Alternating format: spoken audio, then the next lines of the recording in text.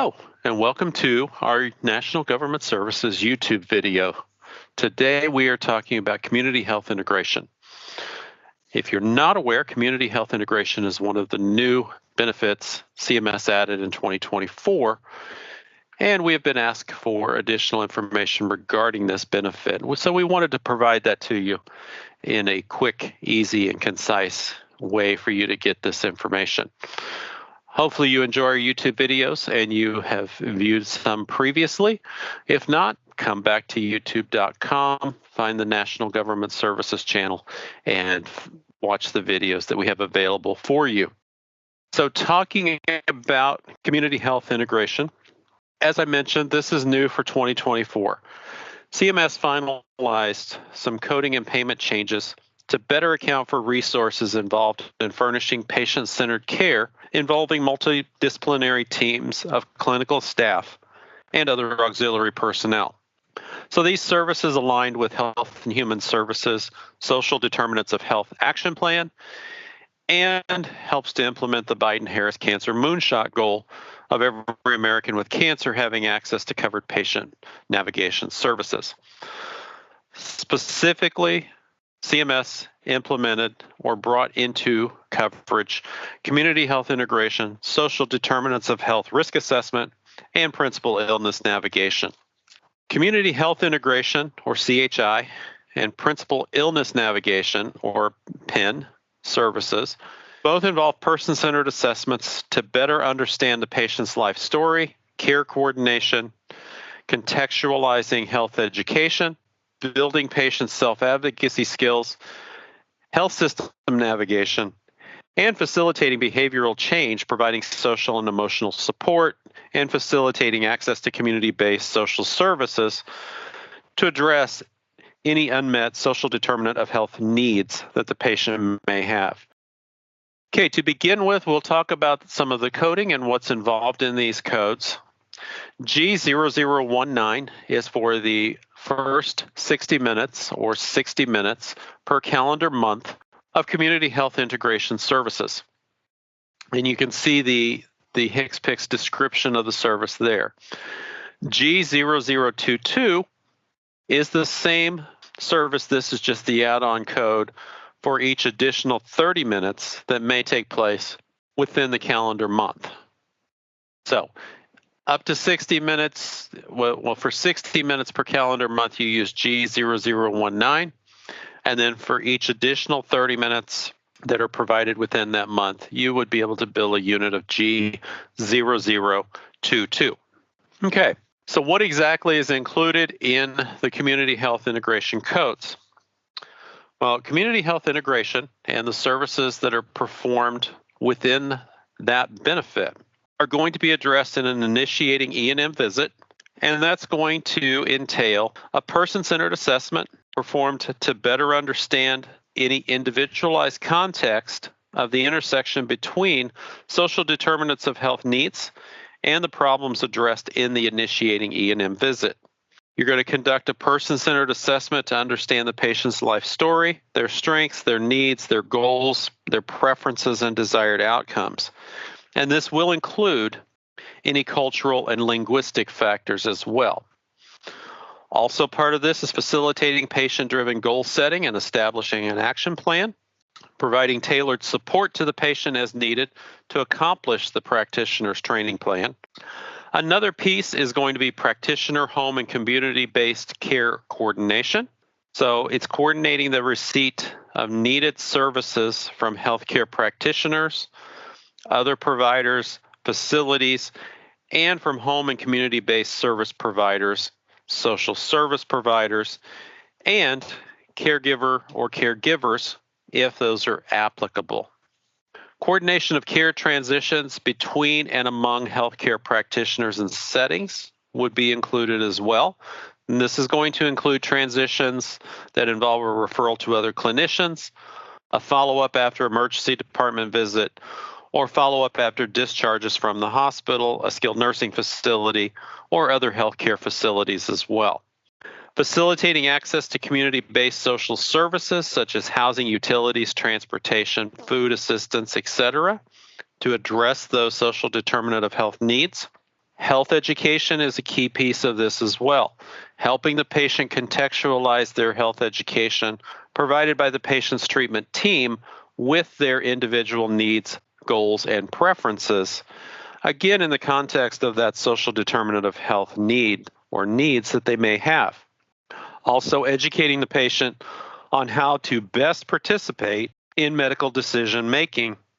And this would include educating the patient on how to best participate in medical decision making for themselves in the future. You're also going to be building patient self-advocacy skills so the patient can interact with members of their healthcare team and related community-based services, addressing their needs in ways that are more likely to promote personalized and effective diagnosis or treatment. Another aspect is healthcare access and health system navigation. Here you're going to be helping the patient access their healthcare, include identifying appropriate practitioners or providers for clinical care, and helping to secure appointments with those practitioners. Facilitating behavioral change as necessary for meeting diagnosis and treatment goals, including the promoting of patient motivation to participate in their care and reach their person-centered diagnosis or treatment goals. This is going to include facilitating and providing social and emotional support to help the patient cope with their problems addressed in the initiating visit. It also includes the social determinant of health needs and adjusting daily routines to better meet their diagnosis and treatment goals. You're also going to be using this community health integration for leveraging their lived experience when applicable to provide that support, mentorship, or inspiration to meet those treatment goals. So community health integration, as I've mentioned, does require an initiating visit, and that's where the practitioner would assess and identify those social determinant of health needs that the patient has. Those needs are specific to items that limit the practitioner's ability to diagnose or treat the patient's medical condition. So these services can only be furnished and billed by physicians and practitioners who can bill for services performed by auxiliary personnel incident to their professional services. Now, CMS did include in the benefit that an AWV or an annual wellness visit can be a community health integration initiating visit when the furnishing practitioner identifies an unmet social determinant of health need that will prevent the patient from carrying out the recommended personalized prevention plan. However, there is a key note here to keep in mind. When the annual wellness visit is provided by a type of healthcare professional who does not have an incident to benefit for their services under the Medicare program, then the AWV would not serve as an initiating visit for community health integration because that furnishing professional could not then furnish and bill for community health integration services because they cannot provide services incident to. Now, what kind of providers are we talking about here? That would be health educators, registered dietitian, or nutrition professionals, those practitioners that cannot bill for E&M services or provide services incident to. All right, our next step when we talk about subsequent community health integration visits, these are where services are going to be performed by certified or trained auxiliary personnel, which may be provided incident to. Okay. Next, we're going to talk about subsequent community health integration visits. These are services that are performed by certified or trained auxiliary personnel, and these are services that are going to be incident to the professional services of a physician or practitioner, and they're going to be provided under general supervision of that physician or practitioner, because those are the incident to requirements. Community health integration services can be provided monthly. And a key piece in this policy is as medically necessary. Community health integration is not necessarily going to be a service that's provided every month, but depending on the patient's care, depending on the social determinant of health needs of the patient, it may be a monthly benefit or a service that is billed for monthly, at least until the patient becomes more secure in their healthcare setting. The subsequent community health integration services do require direct contact with the patient and All auxiliary personnel that are working with the patient must be certified and trained and authorized under state law and regulation for the services that they are providing to the patient.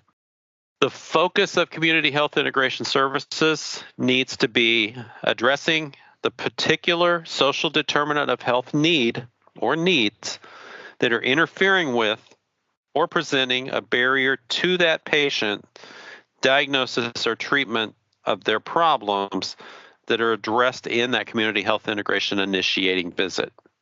So it does need to be specific. It does need to address what their determinants of health are and helping them to alleviate those.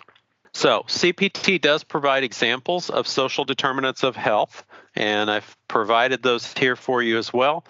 Food insecurity, transportation insecurity, housing insecurity, and unreliable access to public utilities. These are some of the key or the bigger ones that we've seen throughout studies that CPT has addressed, but these are not all of the social determinants of health that may be in place. Okay, for our last piece of information here, I wanted to include a medical documentation example. Medical documentation is always key. So we have a scenario where a primary care physician discovered a patient was discharged from the emergency department. We have a patient that's been able to reliably fill their prescriptions for diabetes medication. So they don't have an issue getting the medication, but they frequently lose the medication or they lose access to the medication while they are transitioning between homeless shelters and a local friend's home. So we see a housing and a transportation insecurity taking place here. So in this scenario, we're going to document the social determinant of health needs of housing insecurity and transportation insecurity, and that those are contributing to medication noncompliance. This medication noncompliance is then resulting in the patient's inadequate insulin control, and it led to this emergency department visit for hypoglycemia because of that lack of insulin control. So we're documenting all of that information and then, of course, documenting what services are provided as part of the community health integration to help the patient better control or have better control of their medication so that they don't have a repeat instance where they have to go to the emergency department for a hypoglycemic episode. Okay, so that was community health integration as an overview of the benefit that CMS has provided for Medicare services for 2024 going forward. I want to thank you for your time today. Thank you for viewing our video. And as I mentioned, come back and visit our YouTube page. We have many more videos on various topics that will be very handy to you in your practice. Thank you for your time. Thank you for your consideration. And I look forward to talking to you again soon. Have a good day.